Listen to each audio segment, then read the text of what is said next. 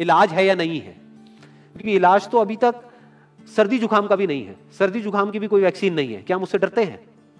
नहीं डरते हैं। क्यों? क्योंकि ज्यादा लोग नहीं मरते हैं। तो सबसे पहले डेथ रेट कैलकुलेट करते हैं कि एग्जैक्टली कितना है। कितने टेस्ट हुए? 40 लाख टेस्ट हुए, उसमें से 2 लाख लोगों को हुआ, तो नियर अबाउट एवरेज कितनी आई? 5% की। अगर यही हमने 4 करोड़ टेस्ट करे होते तो कितने डिटेक्ट हो गए होते अब तक? 20 लाख हो जाते। 40 करोड़ करे होते तो कितने हो जाते? 2 करोड़ हो जाते। टोटल अगर कर लिए होते हमने टेस्ट 130 करोड़ का, तो कितना नंबर निकल करके आ जाता? Near about 5 crore. इसका मतलब 5 करोड़ लोगों को या तो आज की डेट में है या हो चुका है।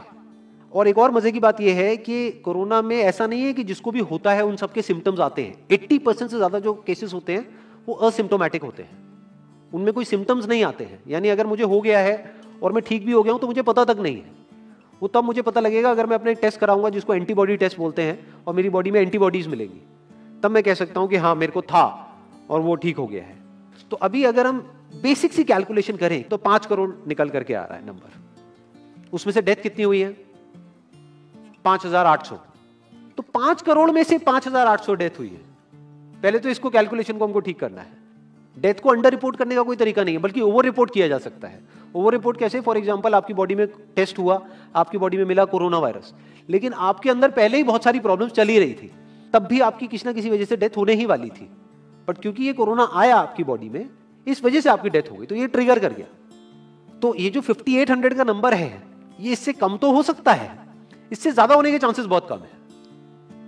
बट एक बार को हम मान लेते हैं कि इतना ही है नंबर, ना कम है ना ज्यादा है, तो कितनी परसेंटेज निकल करके आई? 5 करोड़ में से अगर 5800 डेथ्स हुई हैं तो क्या परसेंटेज निकल करके आई? Near about 0.01%। ये उससे बहुत कम है जितनी डेथ्स हमारे यहां पे होती हैं रोड एक्सीडेंट की वजह से। हर साल की अगर हम एक कैलकुलेशन देखें तो 1.5 लाख से ज्यादा डेथ हो जाती है इंडिया में रोड एक्सीडेंट्स की वजह से। हर 4 मिनट में एक डेथ होती है रोड एक्सीडेंट की वजह से। और अगर अभी आप देखोगे सड़कों पे एक बहुत ही फनी चीज नजर आ रही है। 2 व्हीलर पे जा रहे हैं, मास्क सबने लगाए हुए हैं, कभी भी नोट करना इस चीज को। हेलमेट नहीं पहने हुए, हेलमेट बहुत कम लोगों ने पहने हुए हैं। इससे हमको क्या समझ आ रहा है? क्या ये समझदारी है, बेवकूफी है? क्योंकि हेलमेट ना लगाने की वजह से उनके मरने के चांसेस उससे बहुत ज्यादा है, कई गुना ज्यादा है जितना कि कोरोना से मरने के उनके चांसेस है। तो ये डर है जो चारों तरफ फैल रहा है, और मीडिया डर को और बढ़ाता चला जा रहा है। और क्योंकि सही इंफॉर्मेशन किसी के भी पास में नहीं है, या सही कैलकुलेशन किसी के पास में नहीं है, ये जो अभी हम कर रहे हैं इसको मैथमेटिकल मॉडलिंग बोलते हैं। यानी एक डेटा को देख करके एक मॉडलिंग करी जाए और फिर समझा जाए कि एक्चुअल में जो सही डेटा है वो क्या है। ये नहीं कि लिमिटेड डेटा के बेस पे हम कोई भी कंक्लूजन ड्रॉ कर लें और उसके बेस पे डरते रहें। तो अगर इसका डेथ रेट 0.01% है तो हम सब इतना डर क्यों रहे हैं? क्या कुछ और है जिससे हमको डरना चाहिए, जिससे हम नहीं डर रहे हैं, जिसके बारे में कोई बात नहीं कर रहा है, जो इससे लाख गुना ज्यादा भयानक है? मतलब कोरोना से लाख गुना ज्यादा खतरनाक कुछ है जिससे हम नहीं डर रहे हैं और इससे हम डर रहे हैं। वो क्या है जिससे हमको डरना चाहिए? अनएम्प्लॉयमेंट। अभी पीछे कुछ आर्टिकल्स आए थे न्यूज़पेपर में जहां पे एक फिगर आई थी निकल करके, I am not too sure ये फिगर कितनी सही है कितनी नहीं है, जहां पे आया था कि 13 करोड़ लोग अनएम्प्लॉयड हो गए। इस फिगर से हमको डरना चाहिए। 13 करोड़ लोग अनएम्प्लॉयड होने का मतलब हम समझते हैं कि इसका मतलब क्या है? इसका मतलब ये, अगर इकोनॉमी पॉइंट ऑफ व्यू से देखोगे, कि ये जो 13 करोड़ लोग हैं ये अपने जो खर्चे हैं वो अब बहुत ही लिमिट में कर देंगे। जिस बंदे की नौकरी चली गई है, क्या वो जाकर के मार्केट में नए कपड़े खरीदेगा? क्या अपने बच्चों के लिए खिलौने खरीदेगा? ट्रैवल एंड टूरिज्म तो भूल ही जाओ। ऐसी और हजारों इंडस्ट्रीज हैं जिनकी धज्जियां उड़ जाएंगी क्योंकि डिमांड कम हो जाएगी ओवरऑल इकोनॉमी के लेवल पे। जब डिमांड कम होगी तो क्या करना पड़ेगा इन ब्रांड्स को, इन कंपनीज को क्या करना पड़ेगा, इन मैन्युफैक्चरर्स को क्या करना पड़ेगा? अपनी सप्लाई को कम करना पड़ेगा। जितनी उन्होंने सप्लाई कम करी, अनएम्प्लॉयमेंट और बढ़ गया कि आज जो नंबर 13 करोड़ है वो बढ़ करके कितना हो गया? 20 करोड़। यानी पूरा का पूरा लूप बन जाएगा। इस लूप को बोलते हैं रिसेशन, जो ग्लोबली ऑलरेडी रिसेशन आ चुका है। और अगर यही रिसेशन और डीप होता चला जाए तो उसको बोलते हैं डिप्रेशन, जहां से एक इकोनॉमी को बाहर आने में 5 से 10 साल लगते हैं। तो इकोनॉमी का पहले ही बुरा हाल था, प्लस इस कोरोना की वजह से और बुरा हाल हो गया है, प्लस जो रहा सहा हमारा जो अपना डर है वो सिचुएशन को और खराब करता चला जा रहा है। और इस डर को हर कोई बढ़ा रहा है, कोई भी कम करने का काम नहीं कर रहा है। एक्चुअल में अगर आप मेरे स्टैंड पॉइंट से देखोगे तो डरने की कोई जरूरत ही नहीं है, क्योंकि जो डेथ रेट है वो बहुत ही कम है। तो हम डर क्यों रहे हैं? सोचो। बस इसलिए कि डेथ नहीं होनी चाहिए। अगर यही हमारा ऑब्जेक्टिव है कि डेथ नहीं होनी चाहिए, मतलब हम कहते हैं कि किसी की डेथ नहीं होनी चाहिए, तो फिर तो लॉकडाउन परमानेंट हो जाना चाहिए, सड़कों पे निकलना ही नहीं चाहिए, क्योंकि सीधा सीधा 1.5 लाख डेथ बचेंगी।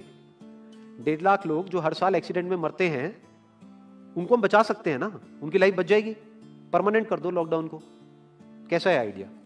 ये बिल्कुल ऐसा है जैसे मैंने एक आदमी की एक कहानी सुनी थी, उसके घर में एक चूहा घुस गया, तो उस चूहे को उसने पकड़ने की बड़ी कोशिश करी, लेकिन वो चूहे को नहीं पकड़ पाया। तो एंड में उसने क्या किया, घर पे आग लगा दी, अपने घर में आग लगा दी। उसके बाद भी चूहा तो बच करके निकल गया, घर चला गया, घर जल गया। यही हालत है इसकी, कोरोना की। इस डर को हमको खत्म करना पड़ेगा, तब जाकर के इस प्रॉब्लम का एक्चुअल में सॉल्यूशन निकलेगा, जो रियल प्रॉब्लम है। और रियल प्रॉब्लम कोरोना नहीं है। रियल प्रॉब्लम क्या है? हमारी जो इकोनॉमी है। रियल प्रॉब्लम क्या है? अनएम्प्लॉयमेंट।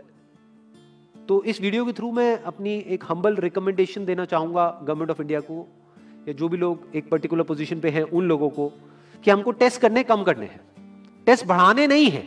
अभी हम गलती क्या कर रहे हैं? टेस्ट बढ़ाते चले जा रहे हैं, जिसकी वजह से केसेस बढ़ते चले जा रहे हैं, जिसकी वजह से डर बढ़ता चला जा रहा है।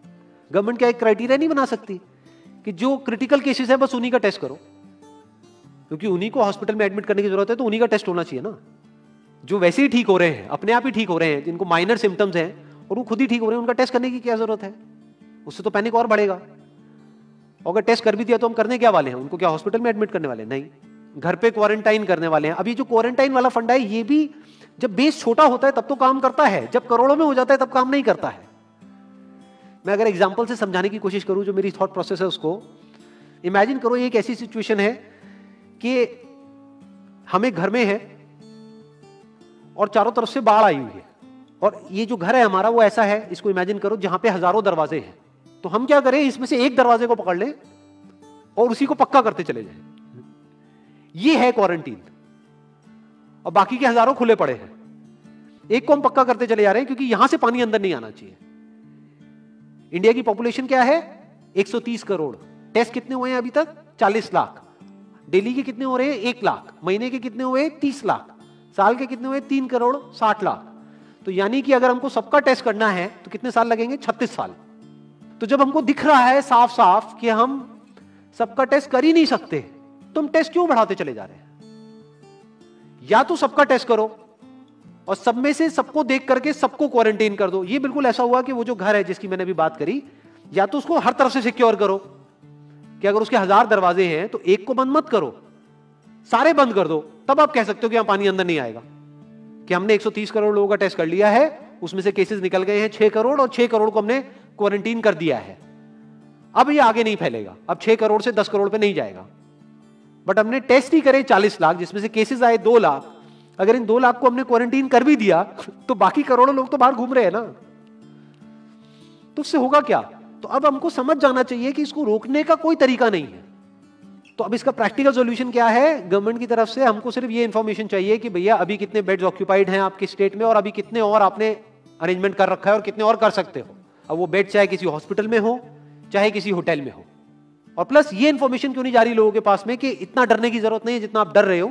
हाँ ठीक है, प्रिकॉशंस लो, सेफ्टी मेजर्स लो, सोशल डिस्टेंसिंग को मेंटेन करो, लेकिन इतना डरने की जरूरत नहीं है जितना आप लोग डर गए हो, क्योंकि डेथ रेट कम है। ये इंफॉर्मेशन जानी चाहिए अब लोगों के पास में, वक्त आ चुका है। अगर ये नहीं गई तो प्रॉब्लम सॉल्व नहीं होने वाली इकोनॉमी के लेवल पे। कॉन्फिडेंस खत्म हो चुका है, रियलिटी को हमको पहले समझना होगा। अभी प्रॉब्लम क्या हो रही है? हम कह रहे हैं कि हाँ कंस्ट्रक्शन एक्टिविटीज अलाउड है। गवर्नमेंट को क्या लग रहा है? अलाउड बोल करके सारी प्रॉब्लम सॉल्व हो जाएगी। अलाउड तो हो गई, बट मेरे जो फ्रेंड्स हैं जो कंस्ट्रक्शन इंडस्ट्री में हैं, वो बता रहे हैं कि लेबर ही नहीं है, लेबर सारी अपने गांव चली गई है। तो अब कौन कंस्ट्रक्शन करेगा वहां पे? अब ये लेबर चली तो गई है, इसको वापस कैसे बुलाओगे? मीडिया में अगर रोज ये दिखेगा कि केसेस बढ़ रहे हैं, केसेस बढ़ रहे हैं, केसेस बढ़ रहे हैं, वापस आएंगे वो लोग? 1 से लाख नहीं आएंगे। तो उनको मीडिया में क्या दिखना चाहिए, न्यूज में क्या दिखना चाहिए? कि अब ये प्रॉब्लम सॉल्व हो रही है।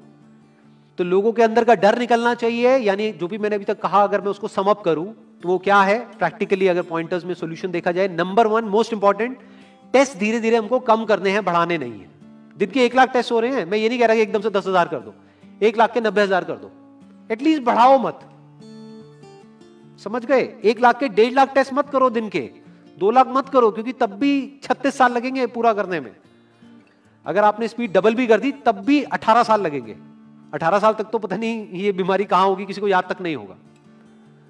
तो करना क्या है गवर्नमेंट को, अगर थोड़ा सा सेंसिबली चले कि टेस्ट को धीरे धीरे कम करते चले जाओ, यानी 1 लाख से 90,000 कर दो, फिर कुछ दिन बाद 80,000 कर दो, फिर 70,000 कर दो। इसकी वजह से क्या होगा, मीडिया में केसेस कम होते हुए दिखेंगे, अखबारों में केसेस कम होते हुए दिखेंगे, हर जगह पे जहां पे अभी आ रहा है कि अभी तक की सबसे बड़ी फिगर, आज तक के सबसे ज्यादा केसेस, वो सब धीरे धीरे कम हो जाएंगे।